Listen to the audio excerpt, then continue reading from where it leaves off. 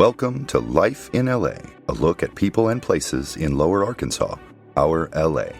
Lower Arkansas is made up of the 15 southernmost counties in the state. Join us each week as we talk to some of the people who make this part of the world such an interesting place to live. And now, let's join Life in LA with our host, Steve Ford. Our podcast today is coming to you from the beautiful Magnolia Performing Arts Center. When I started this podcast, I dreamed of one day being able to interview Larry Dunn. And Larry, welcome to Life in LA. I am excited to be here. We're going to make it happen. I'm excited. I'm excited too. You are, as we were talking, I learned that you are thoroughly an LA man. Through and through. Tell us a little bit about who you are and where you're from and your education. Yes, to our listeners, my name is Larry Dunn, and I am originally from Wilmott, Arkansas. Grew up in Wilmott, and then I went to school formally in Hamburg. Went to junior high school in Hamburg High School, Hamburg Junior High School and Hamburg High School. Graduated in 2002. Came to Southern Arkansas University on an academic scholarship, on a choir performance scholarship, and started in 2002. Graduated in 2007. And then started teaching in Magnolia in 2007. That was your first teaching position? That was my first teaching position. Man. I have only been in one district in the state of Arkansas. Wow. All of South Arkansas hopes you will stay in one district. You interviewed for that job with Dr. John Moore, and I think you made some promises to him, did you not? I did. I was young and naive. I needed a job. I had already interviewed for a job at Camden Fairview, and I was pretty much headed to Camden Fairview. That was the only job that I applied for. I got it. And so I got a call from Dr. Moore, and he asked that I come in for an interview a couple days afterwards. And so while we were sitting there, we talked about, the state of the program in Magnolia, kind of what I would be walking into. And he just wanted to basically know why should he hire me? And I said, Dr. Moore, if you hire me, we will bring some state recognition to Magnolia. We will make sure that Magnolia has some state energy behind it. It's from a program that nobody even looked at. They didn't really know anything really about Magnolia's program. I said, we're going to change that, and we're going to bring some state recognition to that program. And I think we've done it. I think so. A young man with no experience making a promise of that magnitude. You must have had a vision. At that time, I think I really just needed a job. I needed a job. And willing to say anything. I was willing to say anything to get it and whatnot. And so I just knew that there's something rich about Magnolia. If you've ever been to Magnolia, you know that when you drive in, and no matter which direction that you drive in from, when you get to Magnolia, you know that there's some energy there. And so when I came to SAU, SAU kind of was doing its own thing. The Magnolia community was kind of doing its own thing.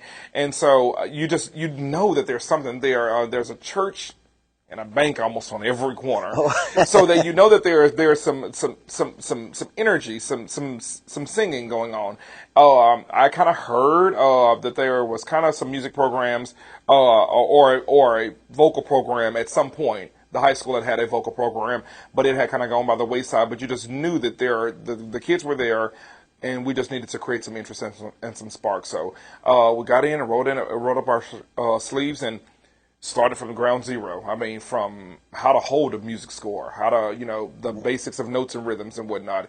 And then just took it, put my head down, took it day by day.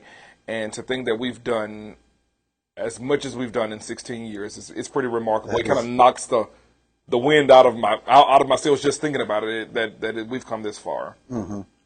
You mentioned earlier you went to Dr. Moore. You were a little bit frustrated, and what did he tell you at that I did. The first year, and this is such a funny story, the first year while I was at the high school, I've told him all these dreams about all that we can do. Mm-hmm. We had not had the success, and I don't know why. I guess young, ambitious me thought that it was just going to fall out of the sky. Yeah. Yes, and so just kind of frustrated and just kind of at the end of fighting. Just at the end of fighting, or thought I was at the end of fighting. And I went and scheduled a meeting with him, and I just told him, that I said, I'm going to go to Northwest Arkansas. Everybody else. I'm headed to Northwest Arkansas. Everybody thinks that the sun shines in Northwest Arkansas. Yeah. And so I told him that I was going there, and so just ambitious me. And so he sat me down, and he asked me, he said, I just have one question for you. Mm-hmm. Because he could kind of hear like the frustration and things that I was frustrated with. And he asked me, he said, Larry, how much of the things that you've asked, the things that you're wanting, and the things that you're needing to be successful here, have you asked for those things? And I told him, I said, no. He said, we've been idly watching you kind of from the sidelines and kind of wondering when you were going to say that you needed things. And he said, those are some of the things that I'm going to need you to work on as a teacher, as a leader for students or whatever. The pride that you have, in yourself and what you want. He said, you can't do it alone. You just can't do it alone. He said, so we don't know what you need unless you tell us what you need. And he I said, didn't know we could ask. Oh, well, I know. And seriously. And so I did. And so then, we started with the basics of music and risers and uniforms and just those kind of foundational things, because there's no blueprint on how to build a program. And so you just kind of, there are things that you can reach out to other directors and whatnot or whatever, but no situation is identical. And so kind of what we were going to be doing in Magnolia was going to be, it was purposefully designed, I believe, to be that story. And so we just, started with the foundational things that we need to be successful, and now we're sitting in a multi-million-dollar performing arts center, which is... One of the pledges you had made was that you're going to take the kids places. I did. Where some of the places... I can tell you got the dust of New York City on your heels right now. Yes, and so we were... When the out-of-state travel kind of came, the kids were seeing so much success so fast. And so they were doing well at regional competition. They were doing well at state competition, kind of taking some of those accolades, those top honors, and against programs that have been established for years. And our kids just have that fire. There's something about a kid in Magnolia that they fight differently. They've got a little bit more moxie, in terms of what they want, their dreams and their ambitions. And so I told Mr. Ward when he came in, I said, one of the things that we've not been able to do is the out-of-state travel. And so we talked about it, and so we went down to Dallas, and I wanted to just make sure, again, being modest, I wanted to make sure that we were able to contend and compete when we were going down there, and that we could put a product on those stages that we would be proud of in Magnolia. And so we did in Dallas, and they ended up winning the entire thing in Dallas. And so after that, it was like trying to bar the door. Like the sky's the limit. The sky was the limit. And so that next year we went to Washington, D.C. The very next year after that, in 2019, we went to New York, and the kids performed at Carnegie Hall the first time. We were headed to Festival Disney. We were about 3 weeks out from Festival Disney when COVID happened, and so that kind of sideline travel. We were headed to Florida, and then once COVID kind of lifted, last year we did Chicago, and then this year, like a couple of days ago, we just came back from New York from the second time. 2 times on the Carnegie Hall stage in 5 years. Carnegie Hall. Who would dream of leaving Magnolia? I know. And going to Carnegie Hall. What are some of the awards that your choirs have received? So I have almost stopped even trying to categorize them, because they've taken top honors in DC. They took top honors in Dallas. They've won, adjudicators awards, sweepstakes awards, top choral group awards. At the state level in our state competition, right a day or two before we went to Dallas to fly to New York, they won Best in Class 5A Large Chorus, Best in Class 5A Overall Chorus. If you were to look at the rankings of how the judges scores, they were outscoring 7A programs. They are that talented group, and they work so hard to really make sure that they are proud of what they're doing and that our community will be proud. It's one of the things that I've told them to really, the trying to impress is something that would have been really important to me, trying to impress the crowd. That would have been something that would have been important to me probably in the 6 to 10 year part of my career. Sitting here in year 16, I want them to inspire. I want them, every concert that we have, every performance that we have, I want the audience to know, to look to the arts and the choir programs and the performing arts programs to know that good still exists in the world. Students are still committed. They're still in the fight to do great things, to go out and be the game changers of the world, and that the world's going to be in good hands because we're producing some of those leaders that will be able to shape those moments that will happen. Wow. When I look and listen to the choir and I see the polish on those kids, they don't seem like just South Arkansas kids fresh from the farm. They do not. They do not. And it's funny that you say that because I was on the phone with one of the state festival judges. He was from Memphis, Tennessee, and so a big supporter of our program is at the University of Arkansas. His name Dr. Jeffrey Murdoch. He's won a Grammy, and he's a big supporter of all things Magnolia. He's super proud of kind of the progress that we've seen here. So we were on the phone. All three of us were on the phone, and basically Adrian Macklin. He doesn't really know the demographics of Arkansas, and so he kind of has an idea of kind of where those concentrated pockets are of singers. And he said, and I'm so excited to hear Larry's singers. And Jeffrey stopped Adrian, and he said, Adrian, Larry's kids are from rural Southwest Arkansas. He said, I want you to know that. He said, so when you hear them sing, you need to know that they are performing at that level from rural Southwest Arkansas. And one of the things that I've told Mr. Ward, and one of the things that I've shared with everyone, it is my hope, it is my vision, it is my aspiration that our kids be seen just as worthy as any kid from any part of the United States. We have some incredible kids here. We've had kids that have left and go to Brown University, and I've got one that's at Harvard Medical School right now. Then we've had one that is at Princeton, and one graduated from Thurgood Marshall School of Law. We've got some very, very talented kids here. They don't have all the opportunities and experiences because of kind of where things are nestled in Arkansas. But I will go to my grave fighting for kids in Arkansas, in South Arkansas, and especially in Magnolia, to have those opportunities, so that they will never feel like, I guess, that I once felt as a kid growing up in Southeast Arkansas. I didn't see a lot of opportunities. Family didn't travel as much, and so I want them to have that. I want them to know that the sky is truly the limit. If they work hard and they dream big, we can make it happen. The values you teach these kids, you must have been brought up in a well-to-do home with all these values instilled in you. Is that right? That is not correct. That is not correct. I tell my story, and I think that's one of the things that bonds myself with the students, is that I grew up extremely poor. I'm one of 15 siblings, and so I have 14 brothers and sisters. Same mom and dad. Mom and dad are both recovering drug addicts. Before I got to middle school, I watched two of my older brothers become incarcerated with the Arkansas Department of Corrections. And so life was the farthest thing from a fairy tale than need be. And so music was about all I had.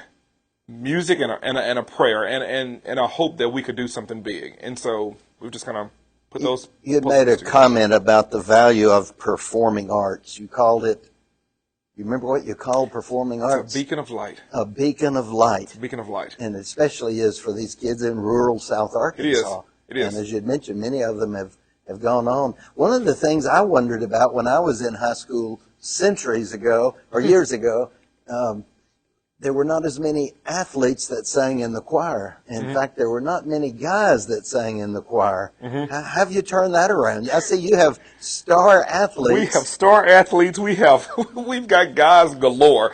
So much so that we have a high school guys chorus. High school male chorus. We have a high school treble chorus, a men's chorus, and then the chamber choir is our top mixed group. The men's chorus has right at about 40 singers in it.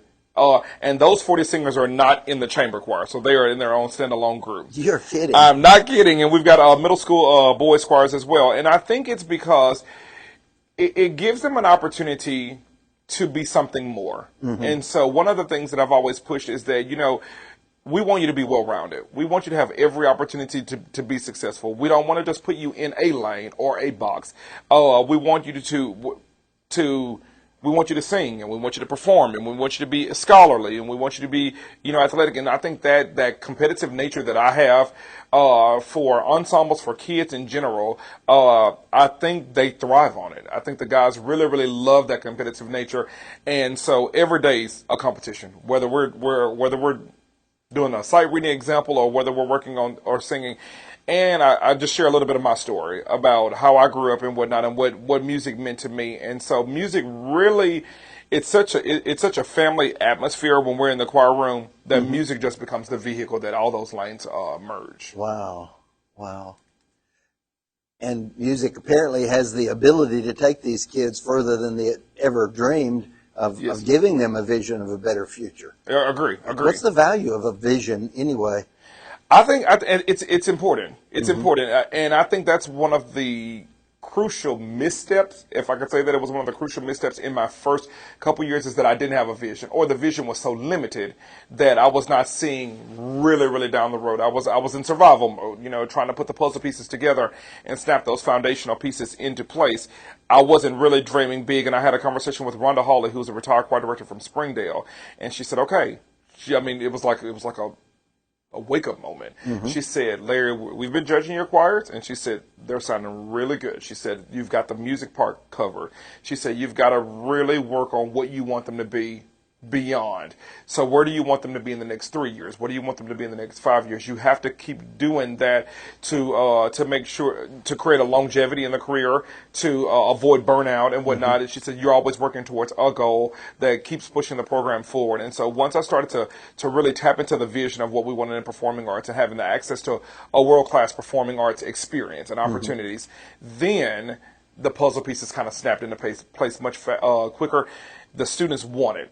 They want it. And so that vision of really creating a world-class performing arts experience in Magnolia that we're able to take on the road, kids have bought into in Magnolia. And they're in. The athletes, the scholars, the musicians, the ones that even have behavior problems. I mean, they find that home in the choir room. And so that music just really brings those parts together. That's great. I live just around the corner, and I had the privilege of watching this building start from the foundation and going up. Tell us how you ever dreamed of getting this is a magnificent facility. It is. We went to when Mr. Ward, one of the key components of Mr. Ward's tenure was that we were going to start the strategic planning process. And so we looked at, world class. What does world class look like in Magnolia?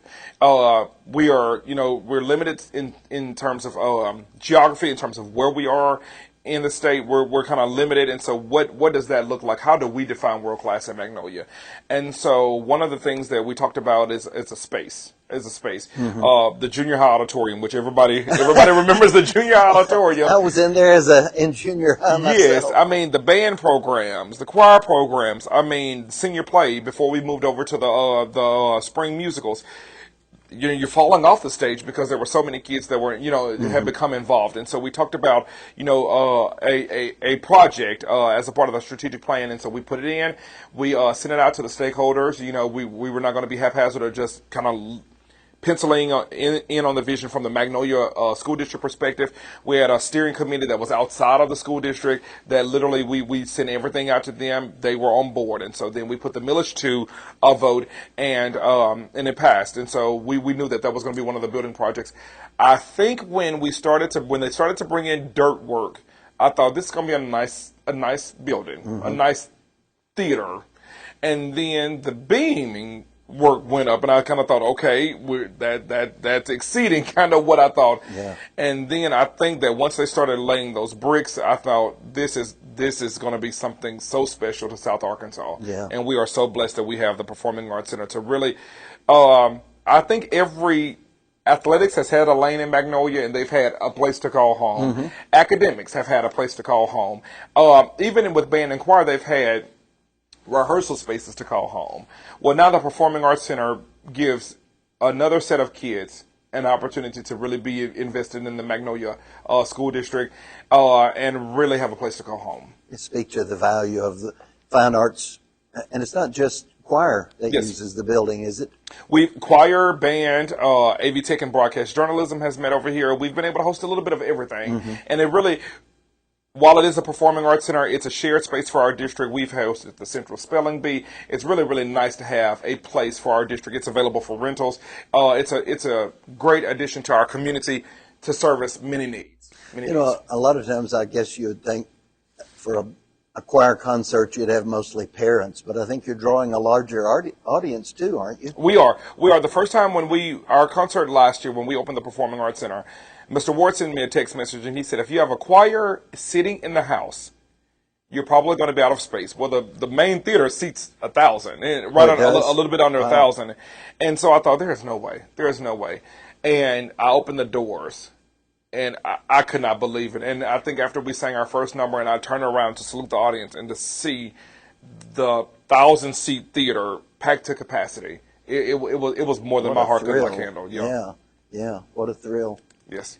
we talked briefly about the fact that that you've also attracted athletes to the choir program, and I can't leave the interview without bringing up a topic. I read somewhere yesterday or day before, I read an article that you and Darnell Ford were the two mentors closest to Darian Ford.